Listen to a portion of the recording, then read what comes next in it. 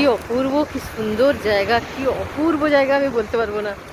প্রচুর রোদ উঠেছে, মানে একদম যাকে বলে মানে পুরো দমে রোদ উঠেছে, কিন্তু রোদের মানে তেজ একদম নেই। এই জন্য না এখানে এরা এসে এরকম ঘুমিয়ে আছে। দেখো এদের দেশে কি সত্যিকারের রোদ উঠে না, একদমই রোদে নেই এদের দেশে। এই দেখো পুচকি বাচ্চাটাকে পর্যন্ত নিয়ে এসছে গো রোদে। হ্যাঁ, এই যত ছোট্ট বাচ্চা, পুচকু বাচ্চা, সেও রোদ বইবে এদের সঙ্গে। এদিকটায় প্রচুর লোক জলের মধ্যে। এদেরকে ডাকবো, দীঘা যাবি, পুরী যাবি, রোদে শুকিয়ে যাবি, পুরো মরে রয়ে যাবি রোদে, এত রোদ আমাদের সেদিকে। এখানে প্রচুর রোদ উঠেছে, কিন্তু রোদের একদম মানে তেজ নেই, লাগছেই না। তো এতক্ষণ থেকে আমি অনেকক্ষণ থেকে দাঁড়িয়ে আছি নিচে, আমার ছেলে এই সেখানে উপরে বসে আছে, একটু রোদ নেই, রোদের তেজ নেই এখানটায়।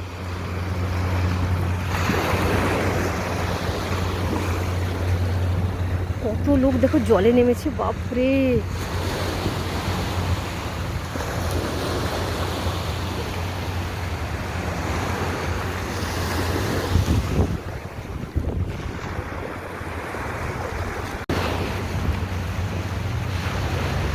এই দেখো এই জায়গাটা দেখেছো কেমন, এদিকটা নিচু, মানে হেঁটে চলে গেলে সেদিকটা কিন্তু নিচু দিক।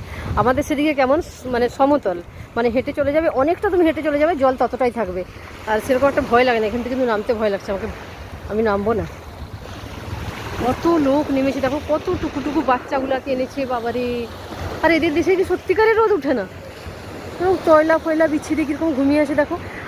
আমি এখানে হাঁটছি, কথা বলছি, হাঁটছি আমি, আমাকে রোদের, প্রথম কথা তো রোদের এত তেজ নেই, মানে যে হারে রোদ বেরিয়েছে সেরকম তেজ একদমই নেই, নাহলে আমি এতক্ষণ দাঁড়াতে পারতাম না। কিন্তু কিন্তু এরকম স্টিল ঘুমিয়ে থাকতে বা বসে থাকতে আমি পারবো না বাবা, সম্ভব না। এই দেখো বাপের জন্মে জল দেখেনি না কি কে জানে বাবা, রোদও দেখেনি, জলও দেখেনি। এই দেখো একটা পুচকিটাকে দেখো, দেখেছো দেখেছো দেখেছো, এই দেখো গ্রিন কালারের একটা ড্রেস পরেছে এইটুকু পুচকিটা, সেটা তার বাপ না তার দাদু কিছু বুঝতে পারছি না।